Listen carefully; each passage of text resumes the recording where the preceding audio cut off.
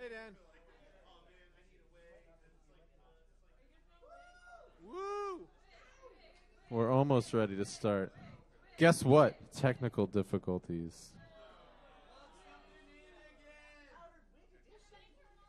Oh, just wait. If you're looking for something to do, you can play What's Your Favorite Food with your partner. Whoever's near you.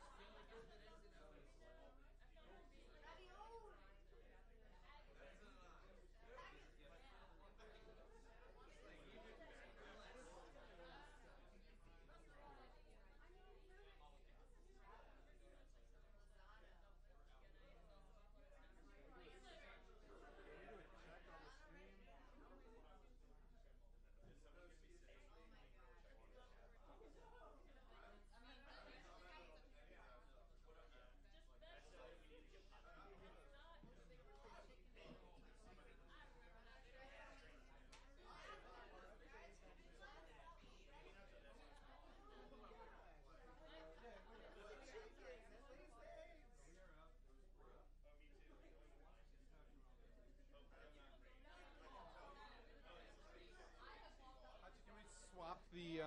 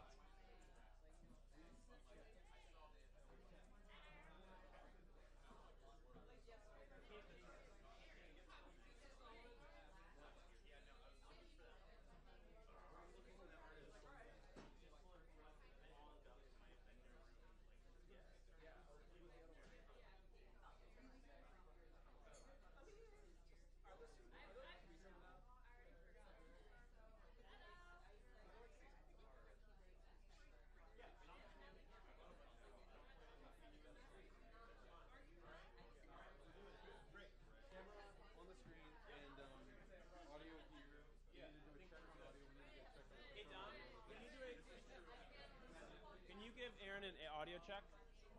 So we're going to play. Oh, on this.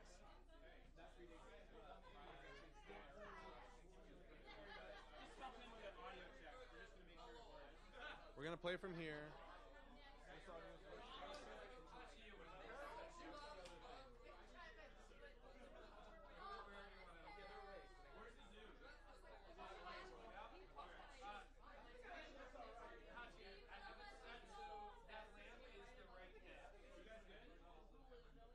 now going to have to film the screen because it's screen. We're not doing the party.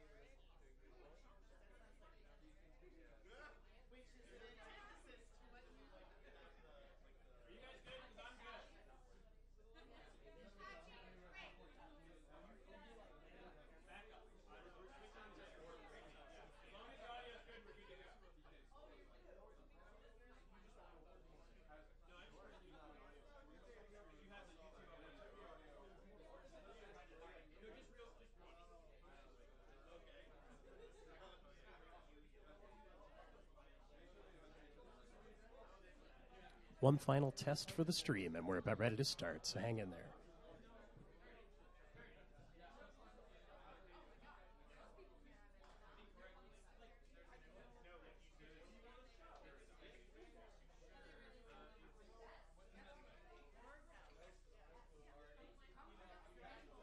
Going to try that one more time. One more test for the stream, and we're ready to start.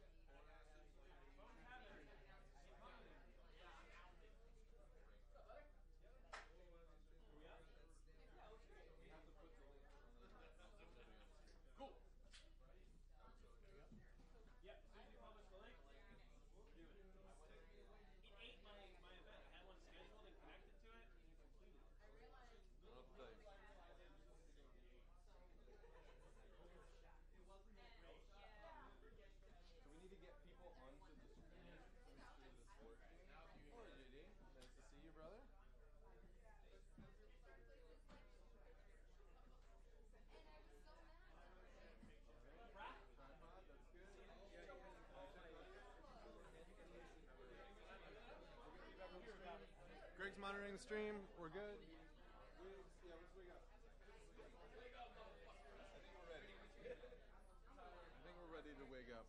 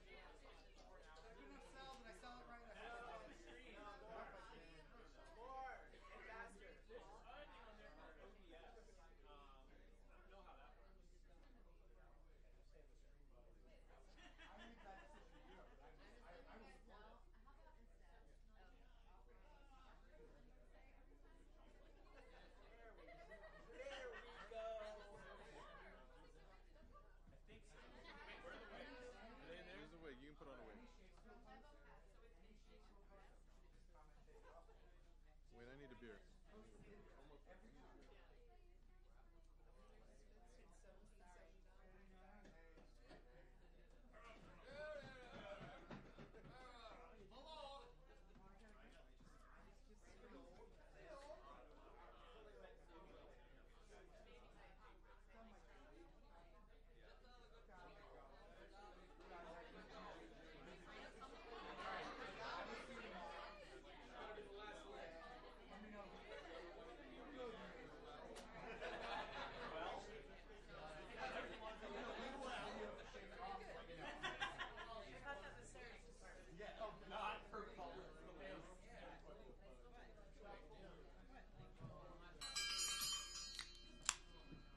Hear ye. Are you on the internet listening? Okay, hear ye. Let's begin.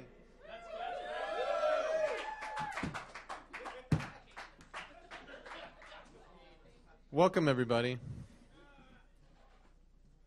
We're here at the State of the Bros with way too much technology that doesn't seem to work ever. So, hopefully there's people live on the internet stream. We're going to test the audio with this little video that Dom made.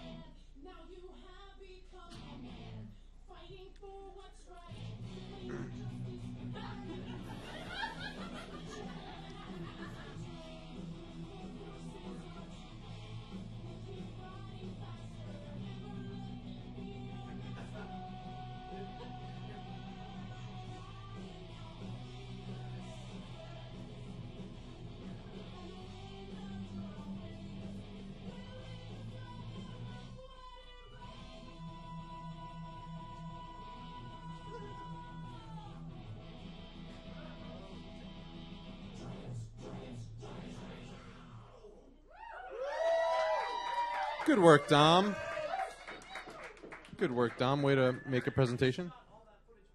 He did not show the footage himself. He just repurposed a bunch of other videos. But it's like a nice little promo thing that we have to share around for people that want it. So, we are live streaming on YouTube. Hopefully somebody's watching it because we set up all this stuff so that people could consume it on YouTube. But that also means that you'll be able to watch it after the fact. This presentation will be shared. Oh, welcome to State of the Bros 2019. Yeah.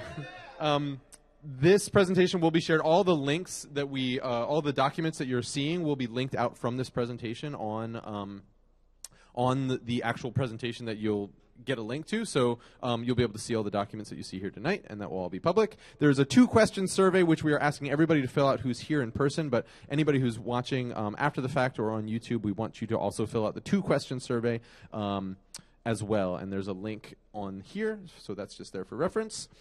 This is a 13-point agenda, so that means every department has 5 minutes. 5 minutes and only 5 minutes to get through a 60-minute agenda. We can do it. I know we can. We're going to keep it fast. Your butt will not be sore by the end of this meeting. Hear me. Hear me about it. Introductions. All right, let's see how fast we can do this. So this is the structure of Bros. We really haven't had it. We didn't really have an organization before 2015. We just had a bunch of people who made rock operas. And then starting in 2015, we incorporated as a nonprofit, and we started to build this structure. And this structure is now basically how the organization works outside of just the people who make rock operas. A lot of people have never held a position, and they just help create a rock opera as a volunteer, as a production person, as a director, as a set designer, you name it. But this is how the organization is actually structured at this point. And this is just really just general info to make sure everybody knows that at any point, if they want to contact the people who are in charge of these specific things, those are basically the 5 levels of the organization. I'm in charge of the staff. I'm the executive director in the middle, and I get directives from the board, and I get directives from the artistic council about what we should be doing as a company. The staff helps to implement all the stuff that really helps the company continue and grow and work, and the captains are the volunteer heroes who we support as the staff. Our job is to support them in doing other projects that are more nitty-gritty than the slightly higher level stuff that the staff executes. So you can email any of those groups at any time if you want. Moving on from there, we have a Lucid chart, which has all of the people who need to be introduced. So I'm going to now go to that Lucid chart and try to introduce everybody. Let's see if it works. It will definitely work. It will definitely work. Right, Marvin?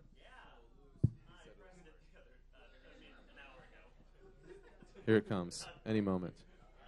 Okay. Yeah, it worked. Okay, so first up. Wait, I can zoom in. I think I can. Okay, so first, Bros Board of Directors. We have Jessica Garrett, who is coming late. She will be here soon. She's really awesome and a founding member of Single Carrot. We have Dan Reck. Say hi, Dan. We have Dominic Cerquetti to my left. We have me. I'm on the Bros Board of Directors as well. We have Dylan Kohler, who lives on the West Coast now, but is our board treasurer and is really awesome.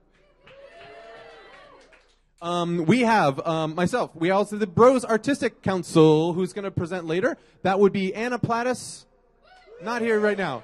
Heather Graham, Naomi Davidoff, Jacob Dillo, there he is, John DeCampos, and our brand new members, who we're going to talk more about later. We have Greg Bowen, Erica Patoka, Chris Allen, and Sarah Docolo.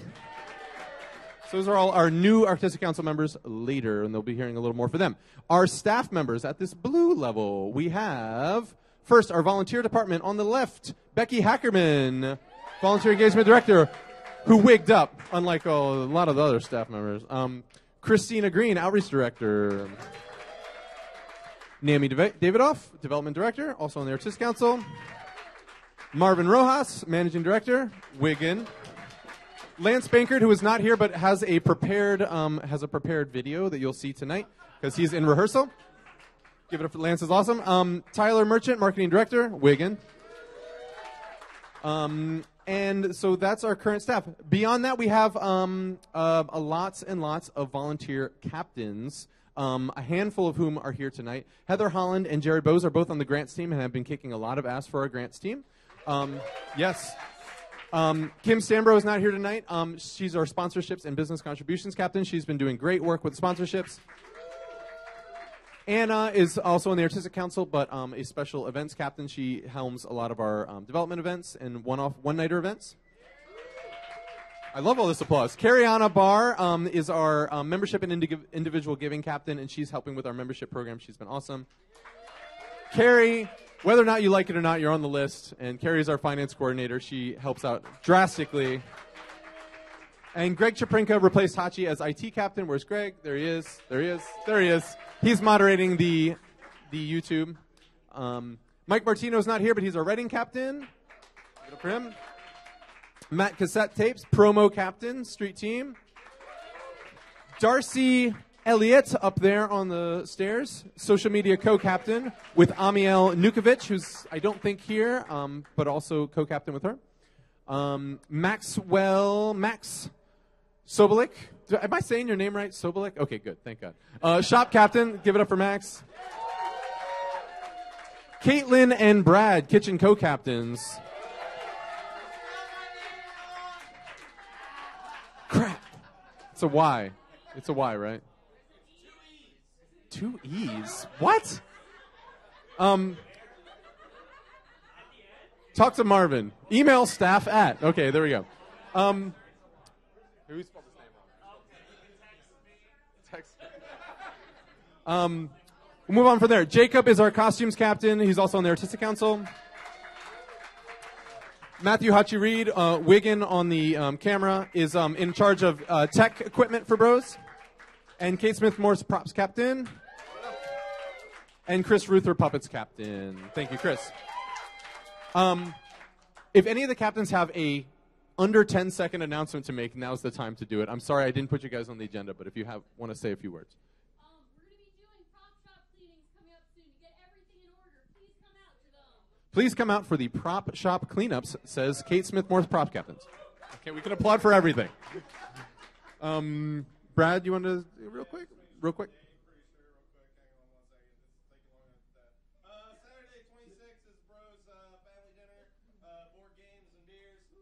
Saturday the 26th. Oh, we can pass it around. Clear your calendar for a chili cook-off. A chili cook-off the weekend after the pitch party. Saturday the 26th, beers and board games here at Bros HQ. You can bring food; it's encouraged, or you can just show up and play board games. Definitely And bring chili beer cook-off and- coming and- off soon. and food. Yep.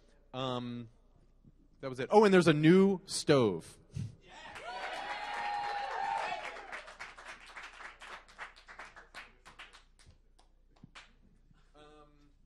Okay, did everybody get introduced, or am I just going to do this round?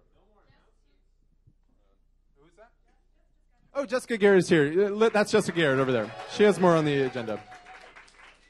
Okay, so there's also a Google sheet with all the contact information for those people. We don't put out all everybody's phone numbers to just all the volunteers, so be aware of that. But all the captains should have access to that document. If you need to find it, we'll let you know.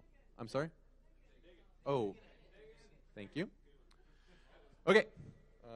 Man, this is awkward, but I'm doing my best. Okay, moving on. Next, I'd like to introduce Becky Hackerman, our Director of Volunteer Engagement. Come on up, Becky. You want to click? That'll click you forward. Do you want to do that, or you want me to click for you? I can click for you if you want. Yeah, just say next. Hi. I'm Becky Hackerman. I'm your Director of Volunteer Engagement. That's my email address. If you ever need to reach me, I'm super, super reachable. So the first thing, I'm just going to be covering some policies and things that we have in place.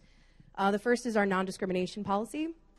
So this is basically stating that we, the Baltimore Rockhopper Society, will not discriminate on the basis of race, ethnicity, national origin, sex, gender, sexual orientation, class, religion, ability, or age in the recruitment of volunteers, production team members, staff, or board members.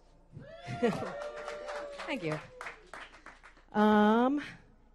The next thing is our anti-sexual harassment, sexual assault policies, which there's a link to.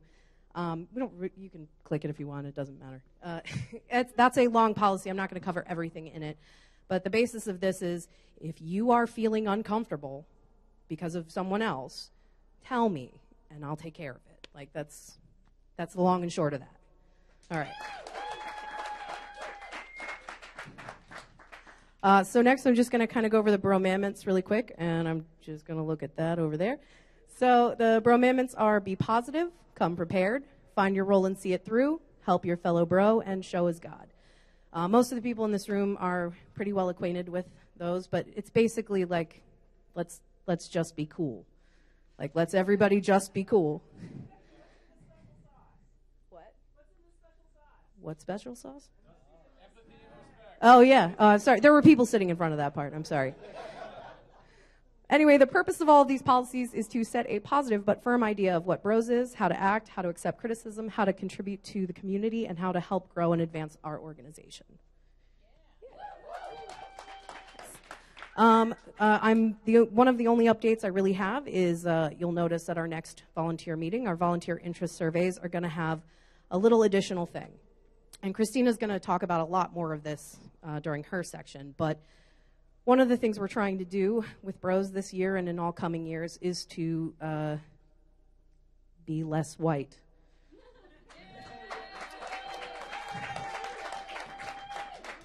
Thanks. One of the ways in which one of the things we need to do to help achieve that goal is we need to find out what all of our demographics are. So there's going to be a small demographic survey added to the volunteer interest form. This is going to include, things like race, but also include things like what are your pronouns? Because I don't want to misgender anybody. I don't want anybody to be misgendered.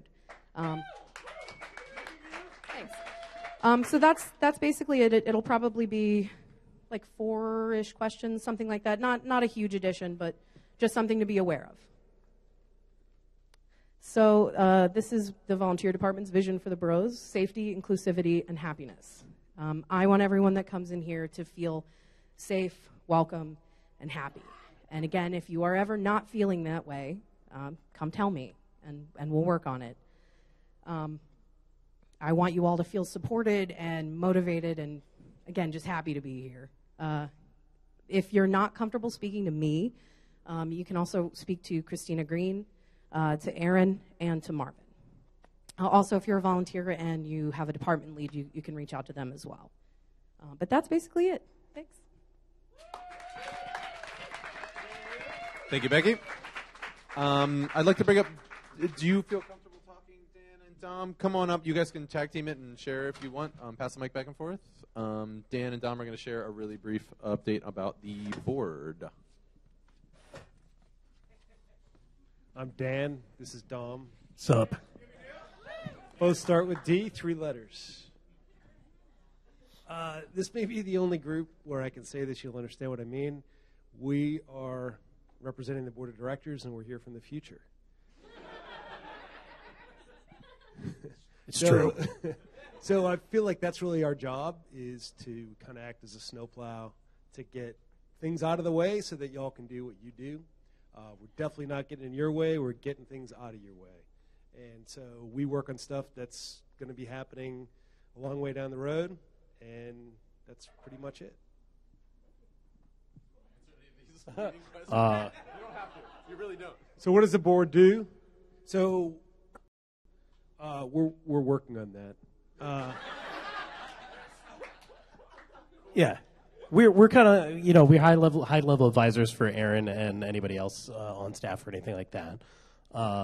We do a lot of work on like random policies and a lot of accounting and like overseeing the finances and kind of the spreadsheet jockeys of the board somewhat, I guess. Where's Jessica? Cool. Just everybody. Jessica is on the board too. I don't know why it was just us, but I just wanted to say what's up. Yes, cool. Oh, you're talking after us, so that's great. And I guess one of the things, the board doesn't get involved, I guess, in like artistic decisions. That's artistic council. We try not to get too far in the weeds of different things. We're here for like support and reaching out and like outside perspectives to bring into the bros at like kind of that high level. I think that pretty much answers most of it. We're also focused a lot on like Rock Palace stuff. That might be something you talk about later. Yes, okay. So I'm just going to leave that. But yeah, a large chunk of the boards. Thank you, Aaron.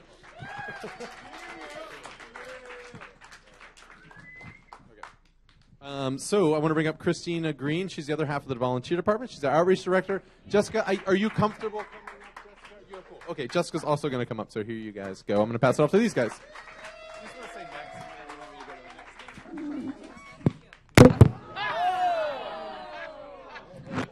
Can't trust this guy to do We're anything. just real good at this. This stream is great. Okay, you can pass it back and forth or not. It's up to you. Here, you can take it. I'll take this one. Hey, guys. What? All right. I am Bros Outreach Director. After training Becky to do the volunteer side, we split the position in two, and all the new initiatives are going under me, and she's handling all the HR. And what that means is any initiatives to bring outsiders in and try to find new talent falls under myself, while all internal current volunteer placement and stuff like that falls under Becky. So that's a really easy way to, I guess, determine who you speak to. Is it external issue? Is it internal issue? You can go next. Okay, so Bros has a new outreach initiative. Feel free to chime in anytime. I don't know. I just wrote the You're slides. doing great. Okay. You're doing great. Woo! I'm very nervous in front of people. Anyway, so our current initiative is to make the demographics of our company reflect that of the city we use in our name. We are a probably 98% white company. If you look around the room, you can tell right away. And Baltimore City is probably 20% white. So we need to make sure that we are being inclusive and that anyone who wants access to this can have it. We have a few initiatives and ways that we are dealing with that. One is the implementation of an outreach committee, which had a soft launch, which was kind of just people who have been in the talks about it have been invited to come meet.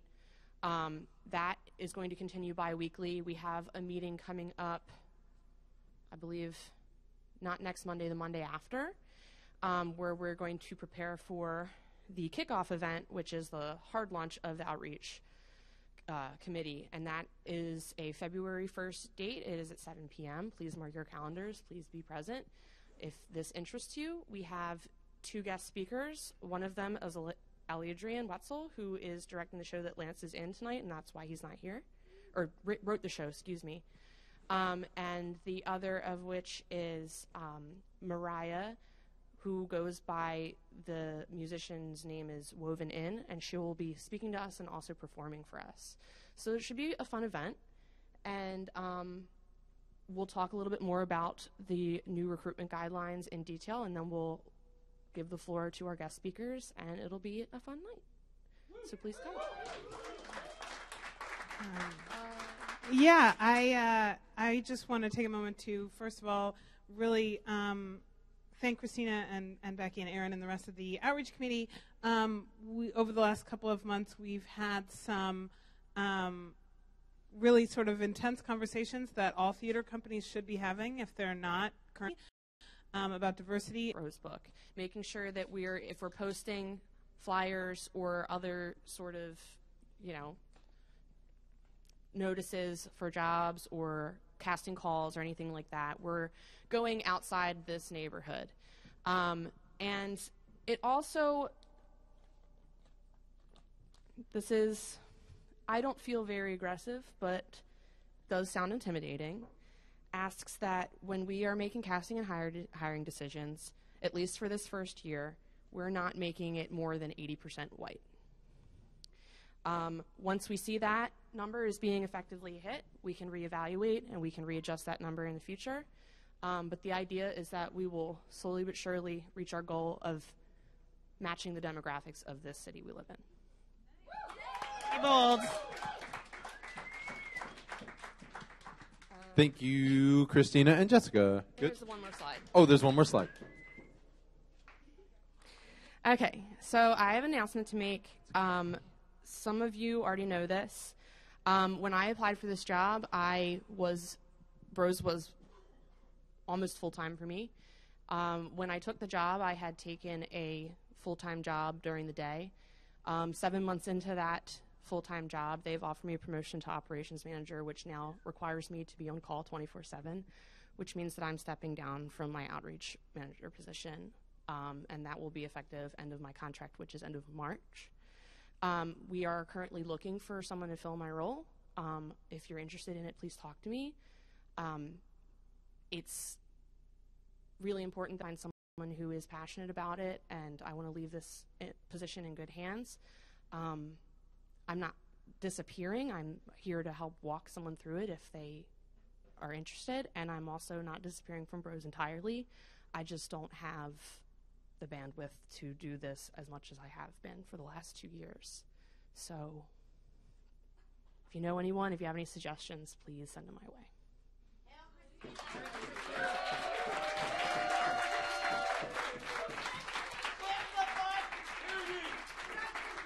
Christina, you can ring the bell if you want. That's kind of a fun thing to do. No, you're good. Okay. I don't know. It's something. Anyway, thank you so much, Christina. I apologize. Christina's been awesome, but I just want to point out too that she's built something inside of Bros, and that thing that she's built is not going to go away. We are going to continue that thing and fit somebody else in, and that's like a really big part of what the staff positions are hopefully doing for this company, is that providing that consistency that we can actually sort of not just rely on. Let's face it, as a volunteer, we all have those times where you need to take 2 months off, you pick up another project, you don't know what your schedule's like, you're moving, who knows? We can't run a company that is going to last for 7,000 years on entirely volunteer labor. Let's be real. But what we can do is make sure that we have these staff meetings, these staff positions here, that, as Dan said, we're all here to sort of open the road for the volunteers to do what they do best, which is create, make an excellent community, and produce the most badass rock operas that have ever existed. So that's that. Thank you, Christina, for everything you've done. I'm going to try to go through this stuff quickly. Nothing in the space thing. Unfortunately, there's no big announcements on the space project, but these announcements have been given out piecemeal, so that's what I'm going to talk about now. What is that monstrosity? Dear God.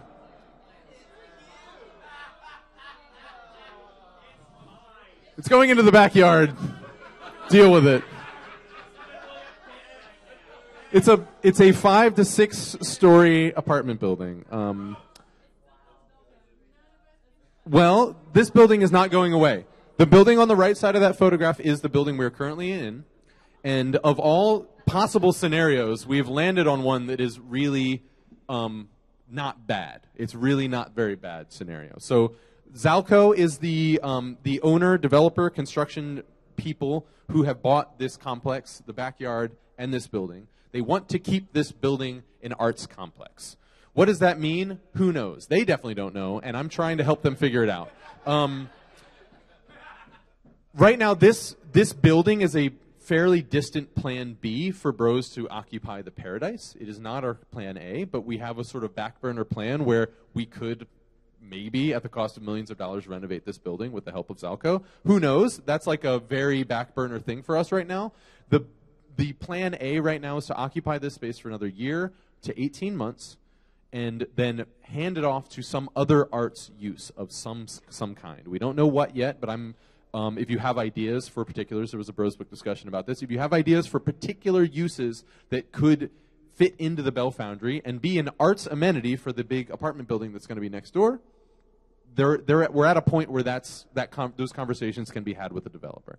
So on the whole, this is a pretty good development because we're not getting kicked out. We are negotiating a new lease. We're going to get off of the 3-month running lease, which is what we're still currently under right now, and get a secure 12 to 18 months in this space, which hopefully is enough time for us to move into the next thing. Oh, and also we're working on the second floor as part of that arrangement too. We'd love to reopen the second floor because we're going to lose the backyard, obviously. And also, I have a plan. Talk to me afterwards about how we're going to destroy/donate the brothership in the most epic fashion ever, because we're going to have to move that hunk of junk somewhere. So we're going to have to. Ish. It runs ish. Just bury it for later, right? That would be pretty cool, actually. Okay, we'll talk. So the larger project that we're spending a lot of time on at the board level, me, Dan, Dom, and other people on the Paradise Committee, is the North Avenue Market and Maryland Avenue space that's at the back of where Red Emma's used to be. We're working on that project really actively. It is still Plan A. There are significant hurdles to be approached there, and this plan, the reason we haven't done a big public announcement about it is that until all those pieces fall into place and we've got a signed contract and all the funding in the bank account, who knows what could happen, right? And that's very much how we're feeling in these past couple weeks. We've gotten some new hurdles in our way. But Plan A is to move into this space within the next 18 months. And I'd be happy to show off more of the project renderings for those who haven't seen them, but they will be available to Bros members inside the thing. I just really want to quickly, because I'm so happy about it, and it makes me really happy to look at, show the first floor diagram, which is cool. F11, control plus, right? 10,000 square feet, including a really awesome theater with a flat floor. More zoom? Clean shop, yeah. The band loft can't go in because of the 3,000. There's a mezzanine limit that we can do. But there's also a second floor that has a mezzanine level above the shop space, which could be really cool. The bowling alley is above Red Emma's, not above this space. It's above the first part of the North Avenue side of the building, and we're on the back of the building. So, yeah. We would need to... Yeah. So anyway, there's a really cool plan for a really cool theater, which is still rather speculative, but seems more promising or less promising depending on the permutations of that project. But we, for those who haven't heard this particular announcement, we did get $150,000 from the state of Maryland. If you hadn't heard that, that's huge. $150,000 is more money for the Paradise than we were able to raise in a year and change of our campaigns. We have a lot of support on the fundraising side of this. We have a lot of support. It's really just a matter of how do you put the pieces together and how do you draw a really convincing case. And as time goes on, our case and the clarity about what we're doing is getting more and more convincing. So have no fear. Although it's still pretty far away, it's moving forward, and we're getting closer and closer by the day. So we're working on a consulting thing for the operations of the space. We're starting to evaluate contractors who can give us better estimates on what it's going to cost to build it. And the lease right now is the biggest thorn in our side because the landlords are being annoying. Here's a really quick thing. We expect it to cost about $1 million to renovate this space. Why does it cost so much? I have no idea, but it just keeps getting more expensive the more you talk to people about it. So that's how it goes, but right, just bring in the backhoe and just go, right? Trust me, I want to. But there's a really cool fundraising packet that's on this page that will give you a big, like, very wide overview of the project, so you can link to that, and that will be available in these notes, too, when you guys get them. And Dom made this awesome thermometer. Isn't that cool looking? He just whipped it up. Okay, that's the space updates. Remember, save your questions. We are doing Q&A at the end. Can I pass it off to Artistic Council people? Jacob and Anna. Anna's not here. Jacob and Naomi.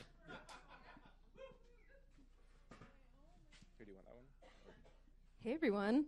Hello. Next. Do you want to do this? Or? Sure. Okay. What does the Artistic Council do? So, show of hands, who knows what the Artistic Council does? All right. Fair amount, I would say 80% people in the room. That's pretty good. That's pretty good. So Aaron kind of touched base about it a little bit at the beginning of the presentation. So what we do is we kind of guide the artistic programming for the season. So we help to select which pitches go into the pitch party. We help choose what kind of themes and events we want to do across the year for Bros, and basically like any other any other programming or events or kind of cultural directions for the company to go in is something that falls under the Artistic Council.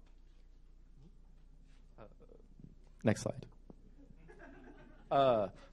So we recently lost or are about to lose 2 AC members. Life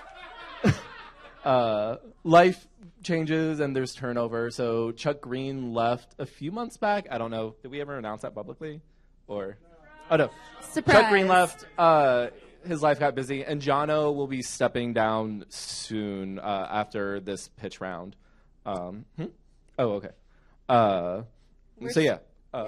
really sad to lose 2 really good Artistic Council members. Yeah, they've been on the AC since the beginning, right? And so it's this is like almost a completely new Artistic Council now. So except for like JD's the only original.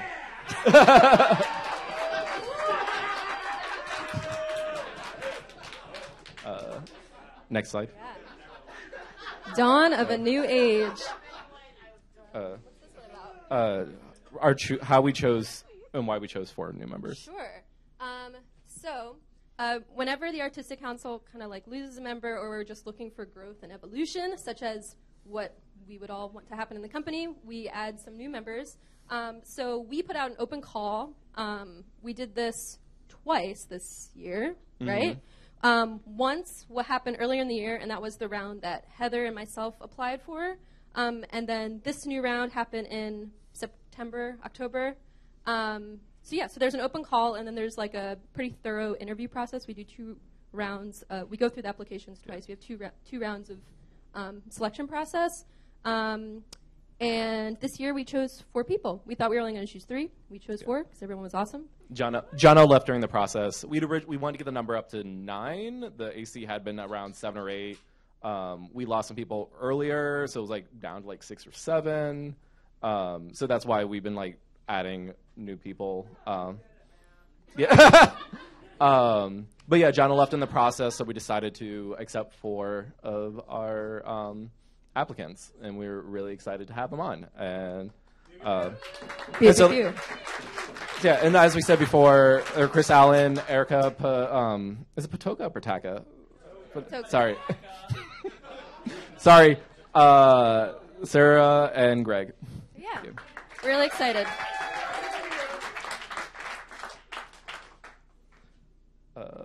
our current activities. Do you want to talk about? Okay, so basically, this is about we're reevaluating the pitch process. The last couple years have we're trying to encourage and increase the quality of the pitches we get. So part of that this year was increasing the educational opportunities for developing pitches, basically. We've never done pitch workshops in the past, and so this is a way. Bobby Harris has kind of been like the spearhead on this initiative. He's been working with the AC on it, which is really, really great.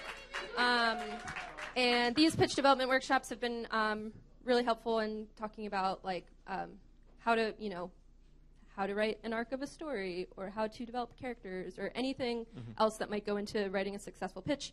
So that way we can help you guys write the best pitch you can write, and everything will go from there. Yeah, and this is something we'll be continuing in the future. Yes? I just want to reiterate that every member of the Artistic Council should be and we are an accessible resource for people who want to work on Yes. These pitch meetings are a way for us to have group talks about it. If you want to reach out to any of us individually and talk about your ideas, we will talk to you. We are an open book. We had a pitch FAQ. We're not going to go over all of it. There's a link to it. I think the biggest things like that are relevant now are we got all the applications. Tomorrow we are meeting to review them, and we will select which pitches go to the pitch party. There's some information in the form. It's also posted on Bro's book about like how that process works, and then that's going to be going to this year's pitch party, which is open to the public, which is a throwback to one of their first pitch parties. Yeah. So this year we're opening the pitch party back to the public for a few reasons. One, to educate new audiences about Bros. It's a really good entry-level way for people to learn about the company, get involved in a really fun way, check out some really cool pitches that our members have written, vote, have kind of like a stake in the company, have a stake in their vote, so that way if, the pitch wins, then maybe that person, or if they just, have a good time, maybe that person will want to volunteer with us, maybe they'll want to buy a ticket to a show.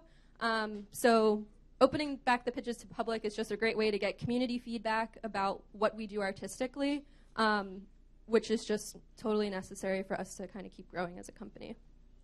And then after this year, we are actually going to we have plans. There's still in development about how we are changing the pitch process. Instead of like 1 or 2 month stretch where we're accepting them, we're talking about doing rolling applications with soft deadlines. And also accepting potentially, like, if you have an idea that's not just a straight show, but like an event or something, we're also going to be accepting those. So look forward to more information. Yes?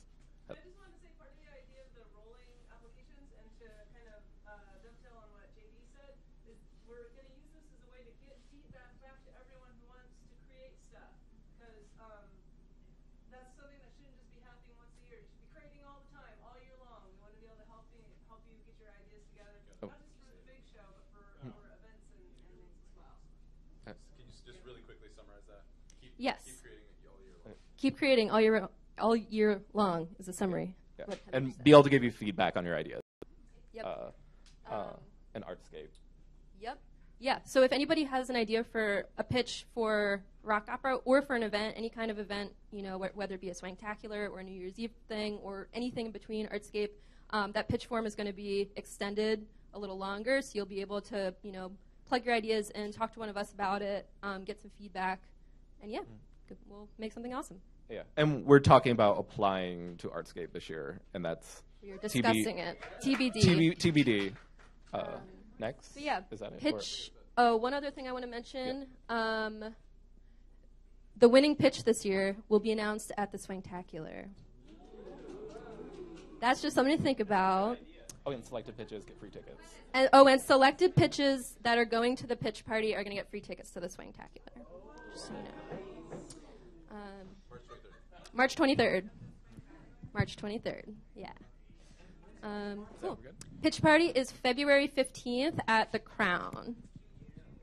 Can we get a round of applause for the Artistic Council members, Jacob and Naomi, as well as the other members here? as JD said, it should be a hallmark of what we do here is create the most badass ideas possible all the time. There is not one time of year that you create the most badass ideas ever.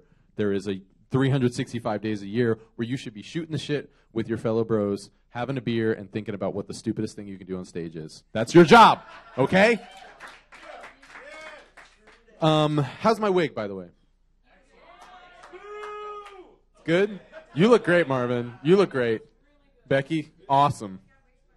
No, looks good. We have Lance Bankert, our production director, to thank for these wigs. He helps run House of Bankert. He is actually not at Thank You Dad tonight. He's at Chesapeake Shakespeare Company. I just want to say that Lance has been some new addition to the company. He basically has a longer theatrical resume than anybody in Baltimore, and we're very lucky to have him. It's been really great. Lance has an update. Also, just on that note, as Christina mentioned earlier, Aladrian Wetzel, who's an awesome black playwright, working with Lance's other company, Rapid Lemon Productions, has produced a show called Thank You Dad about Jim Jones. It's at the Theater Project right now, and we'll be there this weekend. And Lance is the star, and Aladrian Wetzel wrote it, so go ham and go check it out.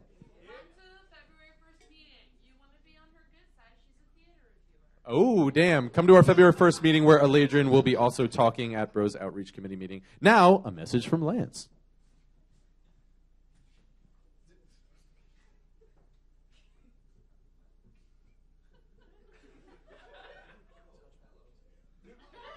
Crank it up. Turn it up. Well, welcome. My name is Lance Bankert, and I'm your new production director. Will you be my neighbor? It's time to get started. I'm sorry I can't be with you tonight at the State of the Bros, but I'm coming to you live from the not too distant past. That's something. Let's get into it. Last year was a great year for Bros, and you were recognized not just by me.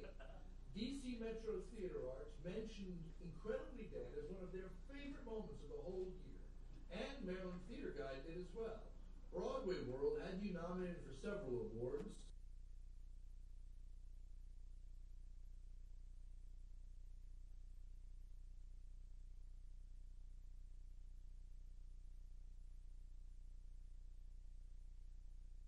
In our flagship show of the year, Welcome to Shakespeare. Now you know I just announced our director, Lucia Treasure, our assistant director, Tatiana Neaforth, our stage manager, Liz Richardson, our assistant stage manager, Chuck Classic, and our production coordinator, Bobby Harris. So I expect to hear some shouts and views. What? We need to fill some more positions, and that means I want you to throw your hat in the ring. We've got department leads and design position open up and available now. You can check that out on Bros Book or on Facebook or any of the other theater groups we've been sharing with you too. So make sure you are a part of what will surely be recognized as one of the best theater moments of all of 2019. Also coming up, we've got Space Kumite, and that is going to be a crazy piece. Choose your own adventure, mixed with a Mortal Kombat style elimination combat in space. I'm excited. I hope you are too. So that's all I can think of off the top of my head, or written on the back of this blank card. So get to it. I'm going to get back to work now, and I'll see y'all real soon.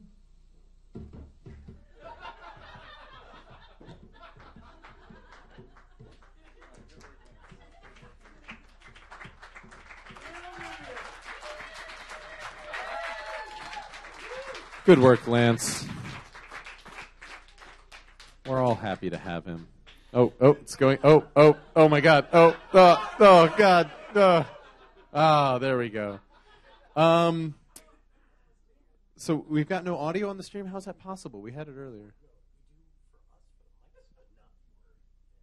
Oh, testing is smart. Okay.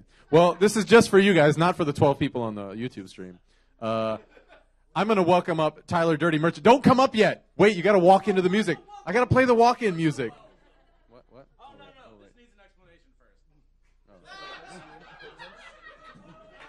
yes, probably. Oh, no, not without context. What? It needs context first. Hi, everybody. My name is Tyler Merchant, marketing director of Bros. So I have a little thing I want to play for you guys. A couple of, as you probably know, the staff meets every week here in HQ, and a few weeks ago we were talking about jingles, and I thought it might be funny to have a marketing jingle every time that I gave my staff report. So I did a quick YouTube search for a marketing jingle and found what is apparently several tweens making up a little jingle for their, I guess, marketing class or whatever. They're ridiculous. I play them every time that we do the staff meeting. I found a new one today. There are a surprising number of these actually on YouTube. And this is my new favorite one, and here it is.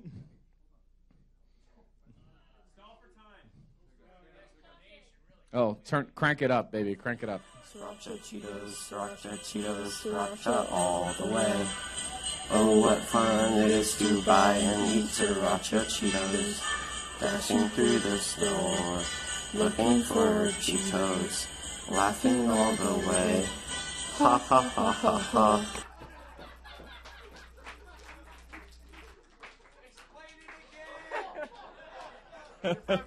Oh, shit. All right. This is your marketing team, everybody. Me, Matthew Casella, who could not be here tonight. Darcy Elliott, who was in the back in quarantine. And Amiel Nucevic. I'm still not sure how to say that. I got the first part. Moving on. We have had a really great year for pretty much everything that we have done. Constellations and Crossroads feels like forever ago, but it was in 2018. 845 tickets sold, $15,000 in revenue. Incredibly Dead, almost 2,000 tickets sold, almost $50,000 in revenue. 8 out of 10 shows completely sold out. Lurid Happenings, 8,500 in revenue. Every show completely sold out. Couldn't find any extra space for a service dog if you had to. There was nothing.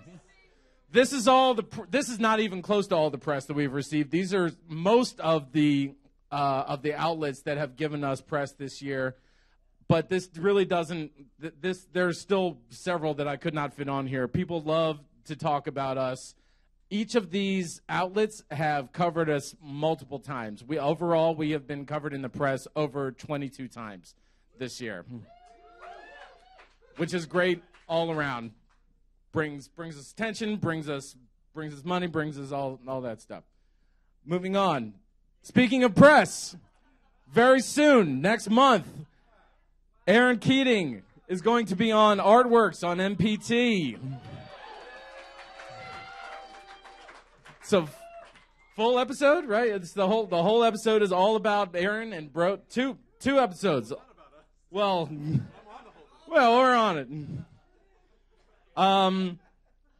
It's showing February 22nd at 7:30. It's on several times, so set your recorders. It's also going to be online after that. Like a God is going to be playing over the credits. That's going to be cool. This is some of the data that we have. One of the big things that we've been doing this year in the marketing department is trying to gather data so that we can better direct our efforts. And some of the ways, the biggest ways that people have heard about our shows this year are mostly through word of mouth, social media. We've also stepped up our efforts through email marketing this year, which has shown a lot of results. 20% of the people that came to Incredibly Dead heard about it through our email marketing. Radio ads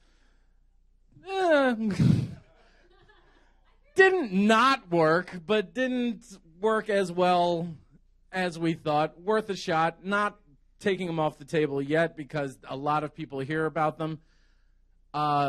Same thing with Lurid Happenings. Most people hear about our shows through word of mouth, through social media, and through newsletters. So we're definitely going to be continuing that. We have really stepped up our email marketing game, and that has been really beneficial for all of our for our attendance.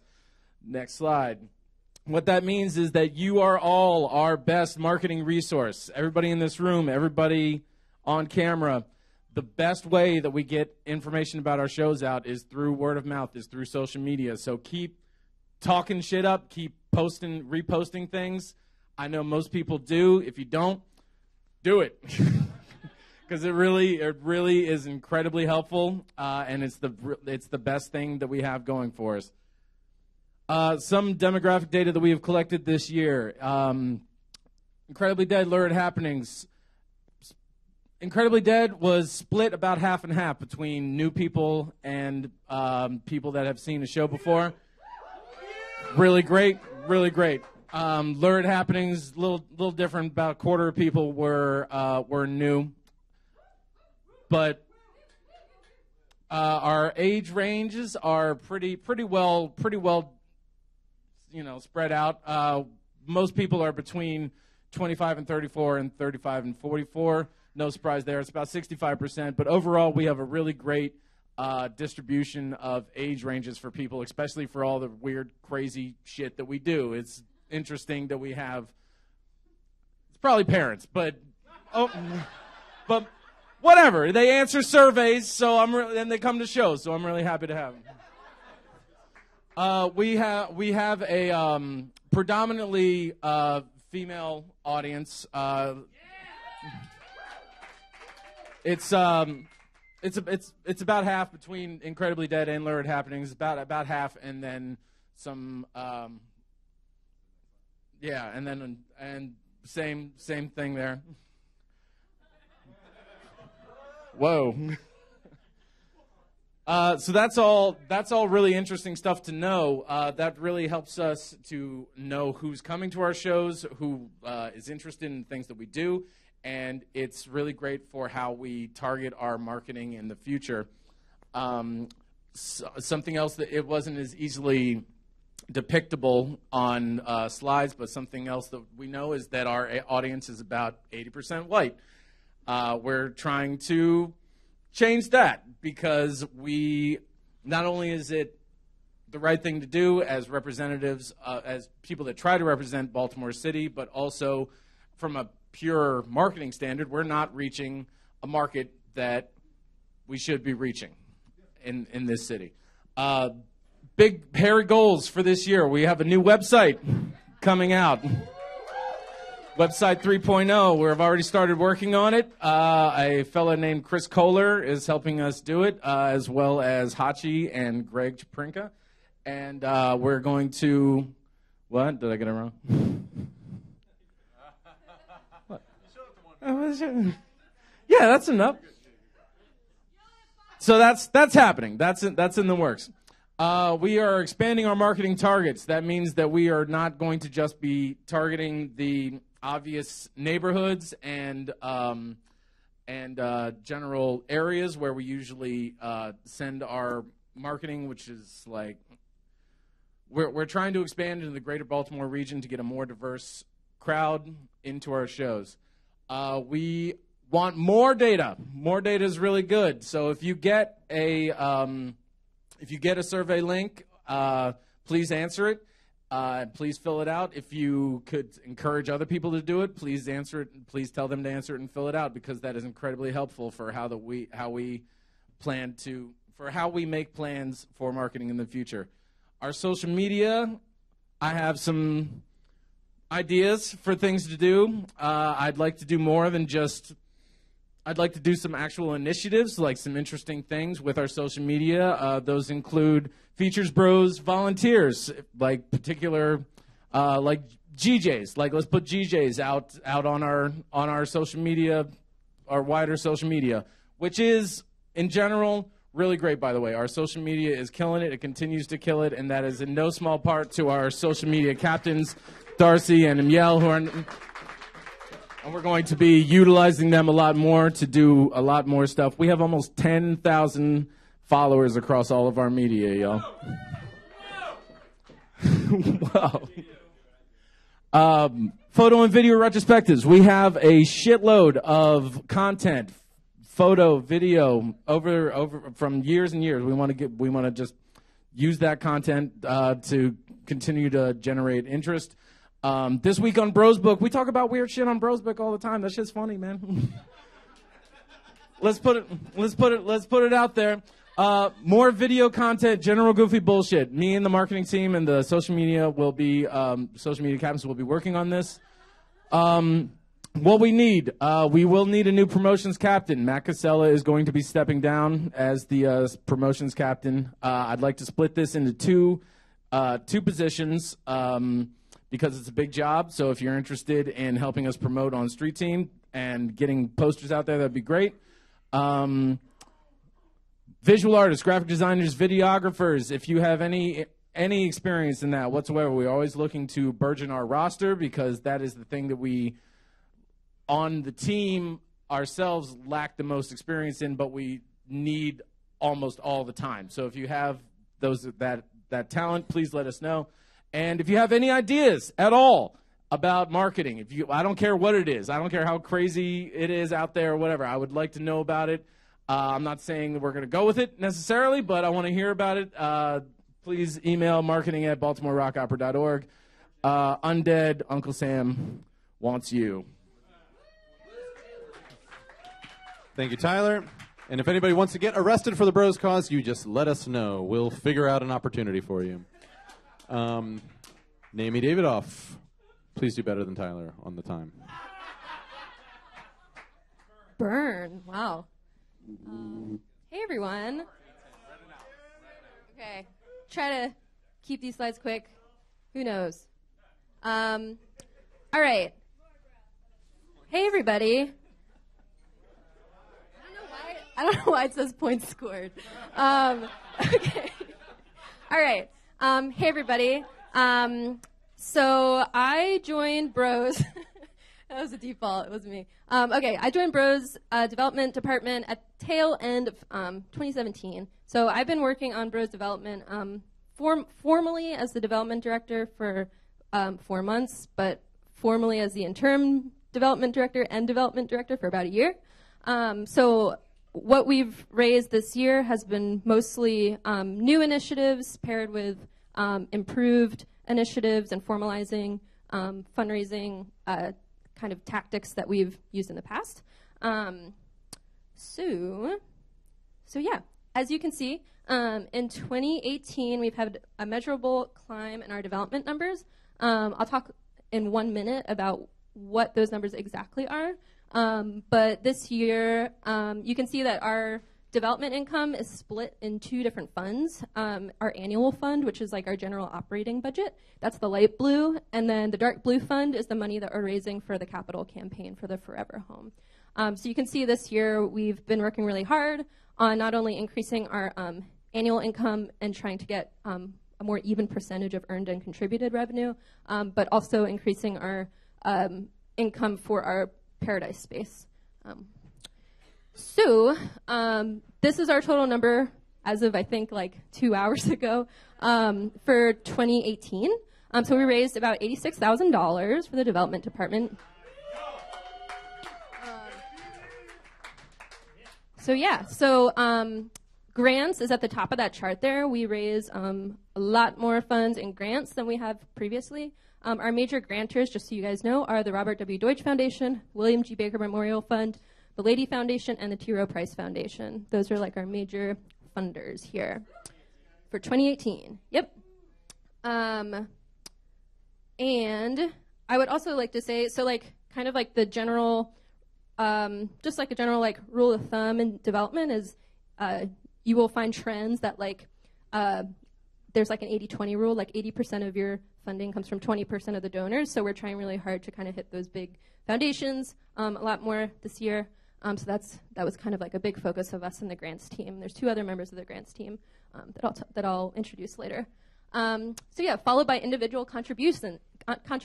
So whenever you guys donate money to the Bros, be it a very small gift of $5 at a raffle or a larger Wall of the Righteous gift, anything like that, that makes up our individual contributions. So there's no gift too small for Bros. So if you're thinking about becoming a member, donating $3 a month is a really great way to support our company and help us keep the lights on. So I encourage everybody to sign up for membership, and I'll talk a little bit more about that. And then you can kind of see special events is another really great way that we raise money. So yeah, corporate business contributions, major gifts, individuals, that's our Wall the Righteous Friends, board of directors, the silent auctions like at the Swangtacular. And then we have a new sponsorship initiative that I will also talk more about. All right, membership program. So you guys probably saw some, more than a few announcements about this year. So this is probably our biggest fundraising initiative that we've launched this year is a new membership program. You can find more if you visit our website, baltimorerockopera.org/membership, and you can either become a volunteer supporting member or rock operative, and that's $40 annual donation, or supporting member and above for anybody that's not a volunteer is $60 and above. So feel free to visit our website. You can see more about really cool rewards you can get all year. A cool thing about becoming a rock operative member is you get half off of the Swangtacular ticket. Pew pew. And those tickets are going to stay at kind of like in the $100 range because it's our big annual gala. But if you are a rock operative member, you get half off of that price, right? So all of a sudden it's our $50 OG price for anybody that volunteers and supports the company that way. Something to keep in mind the next month. These are some graphics, flyers that illustrate our sponsorship program that we've also started growing this year. So you can support Bros, a Bros production. For instance, Welcome to Shakespeare coming up. You can be a Puppet Power sponsor. You can be a sponsor of costumes, sponsor sets, all of that good stuff. And on the flip side, you can also sponsor the Swangtacular. So if you want to sponsor our annual gala, you can donate and be an entertainment sponsor, decor, libation, substance, and help us pay for our food. So if you're interested in any of these opportunities to get rewards and acknowledgments throughout the year, it's a really good way to support the company and help us do what we do. Or if you know somebody.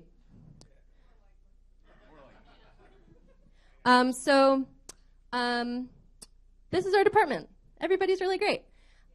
We have on our grants team, Heather Holland on this side. Jared Bose was not at the Swangtacular. We didn't get a good picture of him, but he is also on our team. Special events, we have Anna here in the middle. Sponsorships, Kim. Cariana helps with individual giving. She lives in DC. She's really great. And you, question mark? So we are going to be looking for some support for the development team for 2019. Kim is going to be stepping down from her role as sponsorships captain. We're really sad to see her go. She's still going to help out, but just on a smaller role. And so we're looking for somebody to help with sponsorships. And also, Anna is looking for a number 2 support for special events because she's going to be getting really busy in the fall with Space Kumite. So if you're interested, please get in touch with Devo. You can contact any of us or just the general Devo at Baltimore Rock Opera email and learn more. Thank you, guys. Thank you, Naomi. We did not put them on the schedule because just we're dumb, but I want to invite Lucia Treasure and Tatiana Neaford to come up and just say a few quick words since they are helming our upcoming spring show. Hey, y'all. There you are. This is Tatiana. Hi. I'm Lucia. Hi. Nice to meet those of you I haven't met before.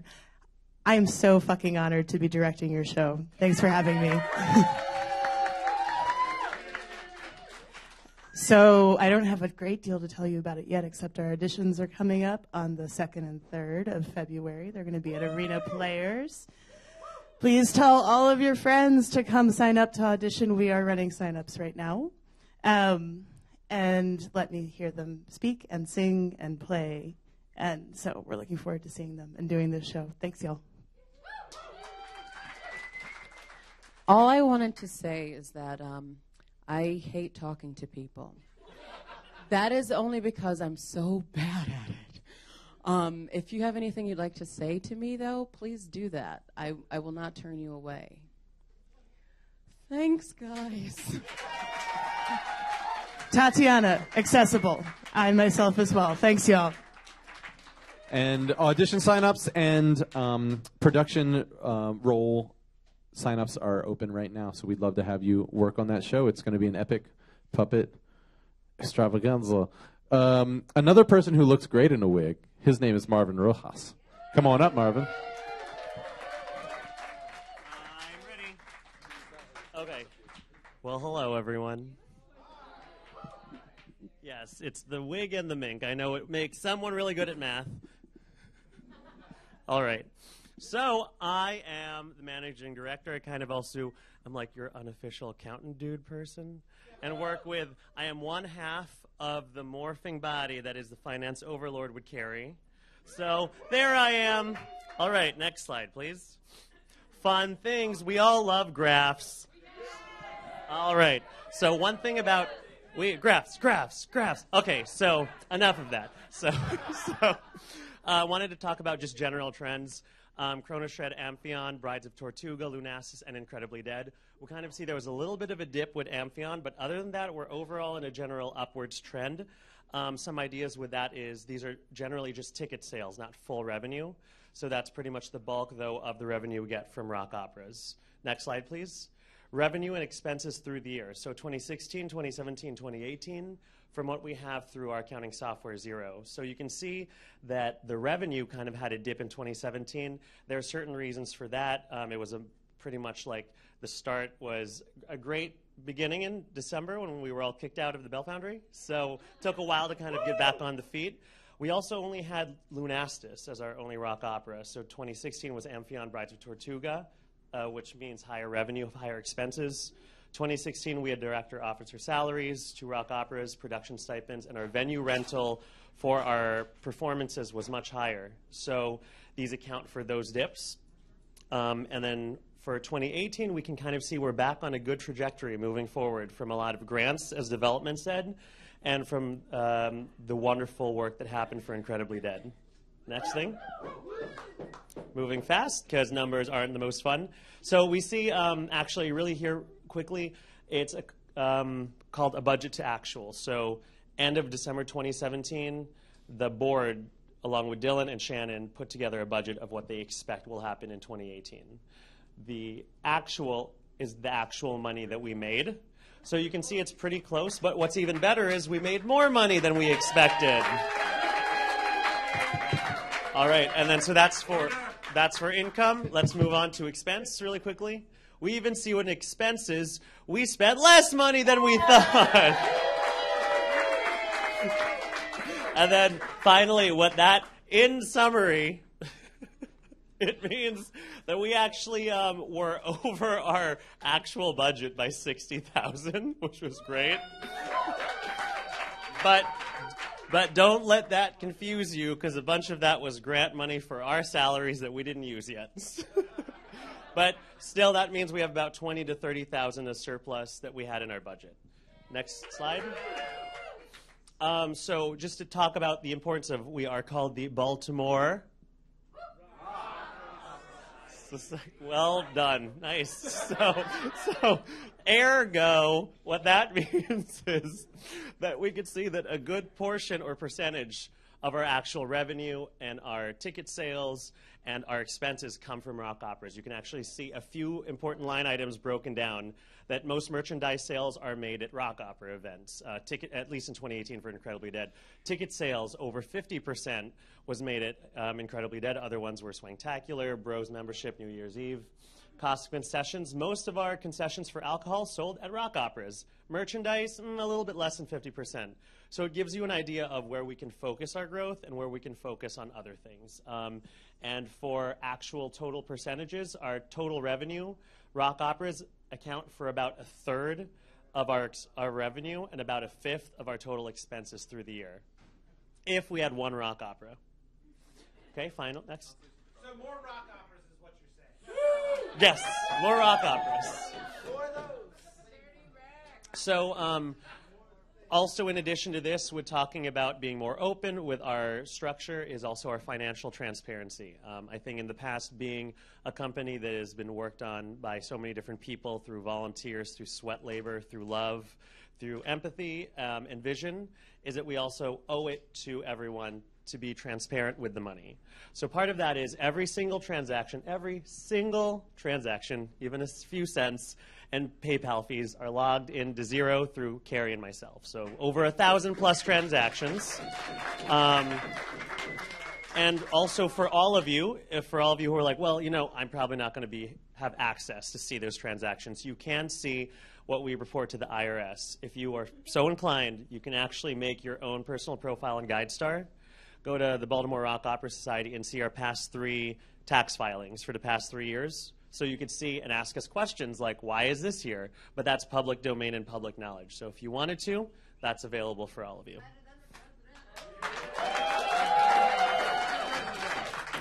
And for example, like Lucas had a question about like Lord happenings and sort of ticket sales. So if you worked on a show and you had questions about finance things, you can ask Finance Overlord and we can help, because we want to be transparent with where the money is, and have all your trust moving forward. And then, and that's it. The end. Good work, Marvin. Marvin's bringing us home because we are over time, so we're going to keep this brief. Everybody's going to leave here tonight. You are welcome to click the link. Can we post that link? Can somebody please help me out? If possible, I'd love to post the link for the 2-question survey in the thing. I'll help you out after the fact. You're welcome. We would love for everybody to fill out this survey. It's a 2-question survey. That's how many questions? 2. It's one more than Phil wants to fill out. I get it. But the questions are fairly easy. This is just for us to get a census of where our people are at. It's a pretty simple question. If we have extra money to spend, where should we be spending it in your personal opinion? This is not, you're not telling us what to do, but we are going to publish at least some form of a summary of these things. If you think that we should be spending more money on making HQ comfortable and warm for you, if you think that it should be spent on equipment, if you think that we should be putting all that money towards the new venue, we want to hear about that. There are no wrong answers. We really are just trying to take the temperature of our volunteer base because you guys make everything happen for us. And then the second question has also no wrong answers. How does Bros most need to improve this year? There are myriad ways, and everything that you're feeling and what makes you want to be a part of this company is important to making this company grow and continue, right? So there's no wrong answers here. If you have something that you really feel like Bros needs to work on and improve, and we don't know about it, then God damn it, we need to know about it. So the staff members are here to support you, the board members, the Artistic Council, all of us are here to grow this structure. We are all volunteers except for the 7 staff members that we've got, but even those people are paid way less than they are worth and the amount of time that they're devoting. So think of us all as something that we are all circling around in order to help support each other, and that openness and that transparency is only going to help us out. So fill out these honestly. We'd love for you to... I was going to ask if I could say something. Yes, you may. Look, I have managed the feedback box for the last 2 years, and this is very important. Please, please, please save your dick drawings for the bathroom wall. This is how we improve, and if you want to see this company excel for the next 10,000 years or whatever the hell it is, then please give us true and honest feedback. I'm begging you. Thank you.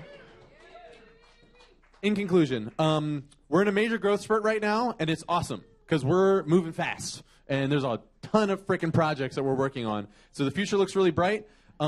This staff and this board that we're growing right now will make us more consistent and more better going on into the future. It'll make it so that we have less drop balls, less frustration, easier, better rock operas, but we can't do it without your help, without your support. So please keep talking to us. Engage the staff and the board members, staff at BaltimoreRockOpera.org, board at, our AC at, and help us recruit the next generation, because Lord knows all these people in 3 or 4 years are not going to be here in 3 or 4 years, right? You're going to have moved on to something else, or maybe you will be here in a different role, or maybe who knows what's going to happen? But if we don't have the next generation of people who are going to come and make the Baltimore Rock Opera Society great and be sitting in these seats in 3 or 4 years, then we won't exist for that 7,000 mission. So recruiting is a big focus for right now, and we'd love your help doing it. That's it. We are talking about Q&A. We're vastly over time, though, so I'm wondering if we should just take it to we should do some Q&A? All right, we're going to do some Q&A. I wanted to do this thing, but okay. I guess it's Q&A time. We're going to pass this mic around. Can I get a mic runner? Who wants to be a mic runner? Jesse, I appreciate your volunteerism to be a mic runner. So I will take the questions and direct them to any staff members that need to get them. JD has a question, and we'll take some from online too, if Greg, there are questions from online. None yet. If we have a staffing and casting initiative for more diversity, but the diversity initiative isn't picking up steam the way we want it to, so we're not getting those bodies in the door to do those auditions and to apply for those positions, how are we supposed to meet that imperative? The point of the initiative is to make sure that it is reaching audiences that wouldn't normally audition, wouldn't normally come in and apply. We currently don't have people coming in because we don't actively show that they're welcome. And by saying these things and by doing these things, we're reaching new audiences. We're showing people they have a chance and actually a spot in a show. If we don't hit the 20% I'd like to hit, it's not the end of the world, but the fact that we're trying is important. So, it's a work in progress. It's not going to change overnight. It's going to probably take a few years to get where we want to get, but it needs to be made a priority, and it just, we need to make an effort either way. Other questions? Sarah Ducklow has a question in the third row. Oh, thank you. Are there efforts that we could make within the Bell Foundry space to prepare ourselves to move to another space? Like, are there things that we could start collecting? Because I still see calls for like, hey, I want to drop off things at the Bell Foundry. And I don't feel like that's appropriate if we're considering a move, personally. But are there initiatives that we could do to help, I don't know, are there containers we could start bringing? Are there like things we could start collecting? Is there I know there was a call for, I know Kate said earlier about like props cleanup and stuff like that. If we could like start moving, you guys Getting know ready. what I'm saying. Start getting ready. Can we get ready to move? You know what I'm saying? Get The short ready. answer is yes, but we don't have a really specific timeline yet, and I think it is. Let's have a plan before we really start hustling on that. And because one thing I know about this company is that when we say that we're going to do something, we are going to do it. And that's how we've gotten this far. That being said, we did do something this summer. It was called the Big Clean. The Big Clean is going to be an annual event. The money that we raised from the silly yard sale that we did all weekend long in the hottest day of the summer in the backyard all went towards Brostock funds, and I intend to make that an annual trend. So then we've got a little more money to make Brostock happen, and we've got more incentive to come here and clean up our mess that we made. Because let's face it, we all made the mess. So I think that when we have a more clear timeline for the Paradise, I think that plan will come to fruition a little more clearly. And I just wanted to add to that, come to calls. I think you touched on that, Sarah. What can you do to help? Show up, hang out at HQ. There's a lot of cool events that happen here. I think we're going to have some more cool events that happen here. Clean up after yourself, low stress stuff. But hopefully the captains will lead that. We can have nice little compact, clean areas, and then we can just walk on out. How? When? We have a question from online. It's about Brostock. We have a new Brostock venue, which is very exciting. It's called Deer Creek Overlook. It's in Rocks State Park, which is in Street, Maryland. It's about 45 minutes northeast of here, up 95. We are going to do a Brostock site visit coming up soon. I just canceled the one that was scheduled for the 26th. We're going to do it. Sorry, my bad.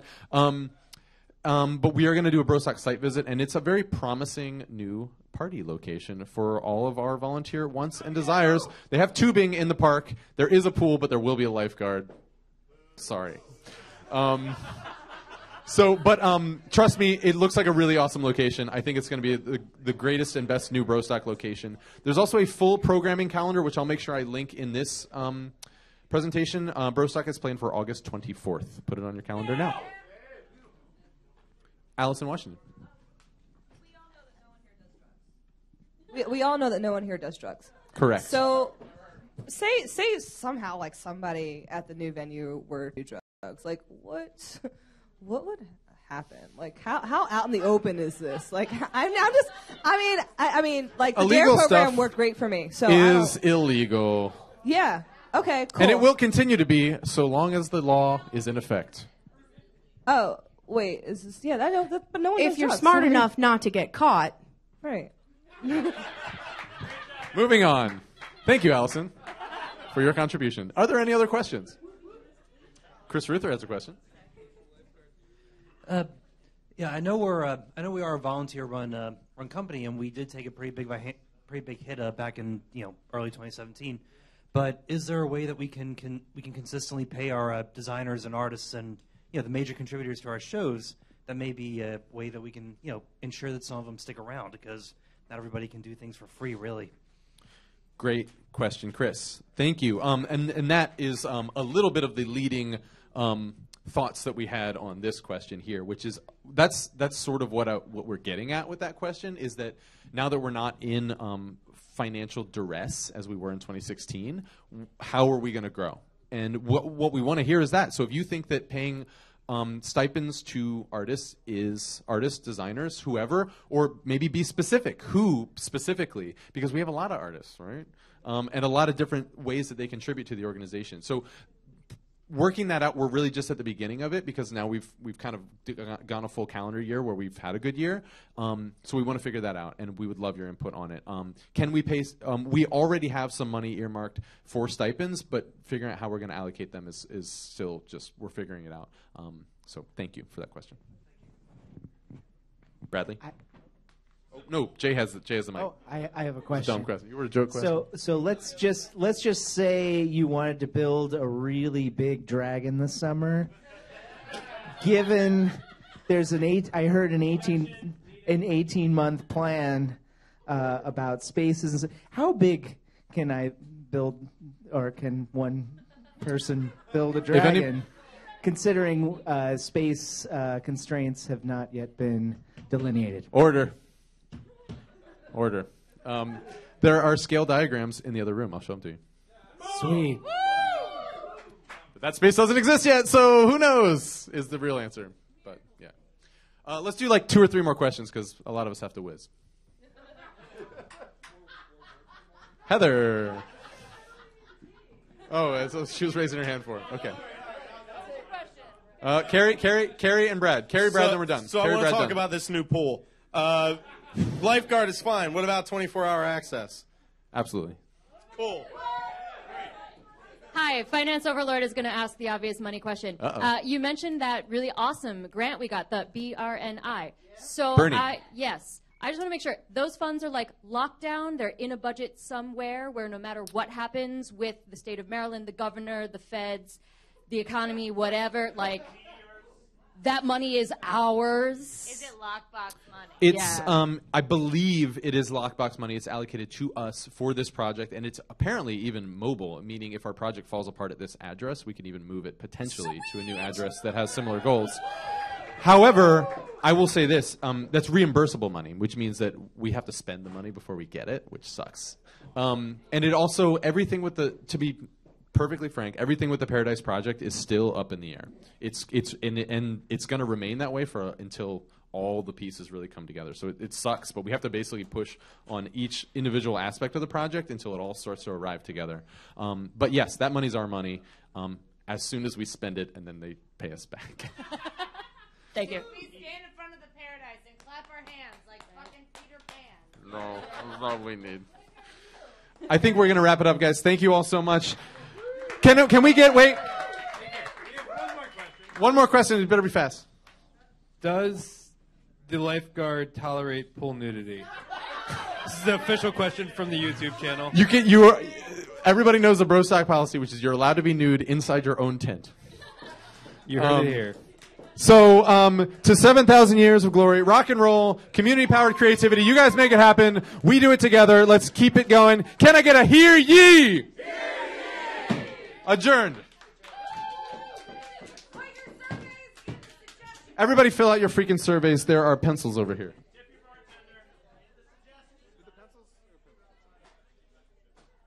And please return your wigs to the wig place.